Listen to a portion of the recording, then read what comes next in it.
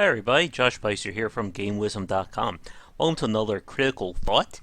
Today we're discussing Disgaea and the use of basically building a very stable foundation of your game.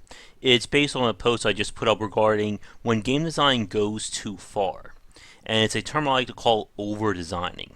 When a developer essentially takes a game and just muddles it with extra systems or mechanics, and basically creates sort of like as I said in my post, a Frankenstein-esque monster of design. It's that classic idea of, I'm going to make a puzzle, platform, or action, adventure, strategy, first-person shooter, stealth game. My little prop here, these are actually strategy guides I've gotten from several of Nis America or Nippon Ichi's tactical strategy games or strategy role-playing games. Sometimes it's hard to tell. These guides are pretty much like lethal weapons. You can knock someone out with this, especially the guide for Shin Megami Tensei Nocturne, which is like just a brick of words. If you look up like knowledge is power in the dictionary, you could probably find pictures of these guides. But the reason why I'm using these as props for today's video is how Nippon Ichi has really mastered this sort of foundation for their games. Now, I do have the guides for Disgaea around here, which is probably their most well-known game, but these will do, because they all fit in this same moniker of strategy RPG. What they do is, each one of their games is built on you build units up, take them into turn-based battles, they level up, and you go through a story. We've seen this in Final Fantasy Tactics, Tactics Ogre, or any game with tactics from Japan. But what Nippon Ichi does that's unique is how they embrace something that a lot of developers don't do, and this is what sort of prevents their games from becoming over-designed. And the thing that they embrace is what's called as breaking. Breaking a game refers to figuring out the absolute most optimized way of going through it. If you watch speedrunners, they do pretty much an elevated form of breaking with how they play. Now, this isn't about modding a game or hacking it, but using what's in the game to get the most optimum results. For a lot of designers, breaking usually means that they're done. There's nothing more for the game to do, developers throw their hands up, the game is done. And for many players, it also means the game is done as well, because there's not really anything more to discover. But what Nippon Ichi does with their strategy RPGs is basically use this kind of breaking as a foundation for growing their games. With Disgaea, for instance, you have the strategy layer down here. And you can play the game, I think it's been a while, so maybe like a 30, 40 hour RPG, and just go through it like you would any other game. But then they give you the option to go to an item world, which is a randomly generated levels inside all your weapons, which you can basically go in and level your weapons up, thereby making them more powerful and increasing the abilities of the person who wields it. And you think that's it. But no, you can then also take characters and basically evolve them or, take them into another class, and while they may start level 1, they keep or they preserve parts of their stats from their original thing. So let's say you re-roll a level 100 character, they may start with their stats from as a level 50 character, but at level 1. And this just keeps going on and on and on, and for expert players, there's just a treasure trove of min-maxing and optimization in the Nippon Ichi games. And while Disgaea is their most popular, each one of these games, I even have Fan Brave here, has its own unique systems and its own unique ways of improving these characters. I mean, this book, I don't know if you can actually see it, but there's a whole lot here to look at. And what they used to do with the double jump guides is actually give you the method for breaking these games. And it gets really complicated. And each game is like this, and even with the Disgaea games as well. And the purpose of this and what makes it so brilliant is how it really works a lot of different layers of good game design. It makes the difficulty of the game subjective because depending upon how far you're willing to go, you're going to see different things. If you just want to play this game for 20, 30 hours for the story, you can do that. And then if you want to go even further than that, the developers are more than willing to accommodate you. And that is a very important point. This isn't basically the developers saying you can break the game and we're not going to give you anything. What they do is the main game gets you to like level 90 on like a typical JRPG experience curve. And then they say, oh, you beat that. Now we'll have enemies in the level 300. Oh, you can do that. And then they have the final challenge, which is usually a boss that has like 9,999 levels and it has like a million plus in terms of stats. And I know for those of you listening to this, it sounds crazy. Why would you do that in a game?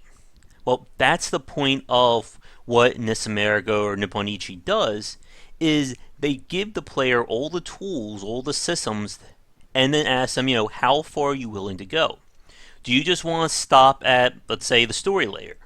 Do you want to go to the point of making the item world?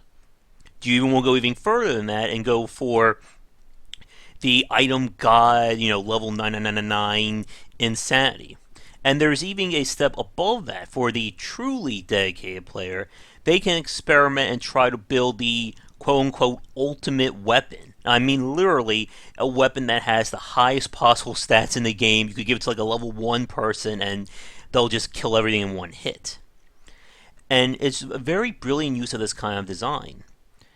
Another thing that they do again is they reward the player for going through this. It's not basically there just because they give up. They actually enhance the game with these systems. And the beauty of this, and what goes back to my post about over-designing, is that even though they had all these insane systems, all these layers of progression and mechanics, it all flows back down into the core gameplay, which is the strategy or tactical RPG layer. So you have all these different layers stacked on top of each other, feeding down. And that's what you want in terms of good game design. Everything should flow or be a part of your core foundation or your core gameplay loop. When it doesn't work like that, that's when you start over designing and when a game looks like it's 3 or 4 games stitched together into one. Now what makes the Disgaea and the Nipponichi games so fascinating is that there's actually a reverse effect. For the expert players, the strategy RPG layer basically doesn't matter. Why should I care about, tactics when my guys are literally 800 times more stronger than, or 800 times more powerful than everything else in the game? And so instead of it just trickling down, it builds up for players who want to go the hardcore or the breaking aspect of the game. So it's basically engaging players on both fronts, either at the low-level strategy or the high-level grinding essence. Now, I use the term grinding there because that's kind of one of the issues with Nipponichi's games. Despite how varied they are and how many systems, it still all flows between that, or all flows down to the core foundation. That means everything you do, everything that you're playing, goes back to that layer. And their games, they're just not really all that complicated in terms of actual gameplay. What you're doing in the first hour is where you're going to be doing in hour 500, 600 plus. And I know you may think that's a joke, but no, it's not a joke. These games, you could spend hundreds of hours playing. If I was ever in that Twilight Zone situation of being the last man alive, I would want Nipponichi games, right there, and that will probably last me. Well, of course, if it's a Twilight Zone, maybe the PlayStation 2 won't work, or I won't be able to find a memory card in the apocalypse. Now, with the Disgaea and the Nipponichi games, that just the multiple amount of systems, we rarely see games go that far, especially that willing to let the player break them. And it's just a very interesting part of their design. I really don't see a lot of games go that distance. In my post, I brought up The World Ends With You as an example of a game that went with crazy mechanics, but it all works. And that game in of itself, that's another 15-20 minute discussion, so we won't go too far into it. But once again, you can see the same example. You have this core layer down here, and every system that they add on, whether it's the being able to control difficulty, slotting new pins in for powers, eating food for stats, it all trickles back down into that core gameplay.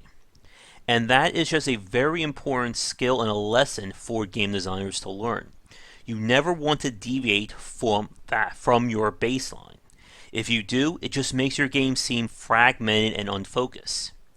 A really, really good example of this, and one of my favorite games of 2015, was Renowned Explorers International Society. That's another 15 to 20 minute discussion easily. But again, it's a game built on all these very unique and different systems, but when it's done right, you wouldn't think that there were separate systems. It's just one complete experience. When I spoke with the developers about it, they basically said it was a nightmare to design because they were just creating something completely original. But once they found their core gameplay, they basically just took that and used it as the foundation for their games. And that's the important lesson of this video. Get that, the quicker you can establish what your foundation of your game is, the better, and more importantly, the easier it's going to be to develop that game over months or even years. We find that a lot of developers who struggle with this tend to spend very long time designing a game, or worse, designing systems or elements that later have to be either revised or just completely scratched. And you never want to see that with a game developer, especially indie developers who are, as we've seen, they can tend to live from project to project, and you don't want to see them basically suffer or, basically get the arrow to the knee before their game is even out. So again, if you want a good example of not only using breaking, but building almost layered game design, definitely check out the games from Nipponichi. Right now you can find Disgaea on the PC, and the majority of their catalog is going to be on the PlayStation 2 through, I think, 3. I don't know if there's actually a PlayStation 4 game in the Disgaea or tactical strategy genre from Nipponichi at this time, but I'm sure they will have something eventually. So that's going to do it for this video. As always, if you enjoy these little videos or anything else on the channel, be sure to like and subscribe, leave a comment, and of course share with your friends. It always helps out. Check out game-wisdom.com, where I examine the art and science of games. You'll find that post I just talked about regarding over-designing, and I should hopefully have a link somewhere in this video. Follow me on Twitch and Twitter under GW Bycer for the latest updates of new content. And you can find me on Patreon under Game Wisdom. Donations would be greatly appreciated. They will allow me to not only keep supporting myself, but it will mean more great content for you folks if we can hit some of those goals. So once again, I'm going to switch back to my Game Wisdom little banner there. Thanks again for tuning in, and I will see you all tomorrow with another critical thought. Have a great day, folks.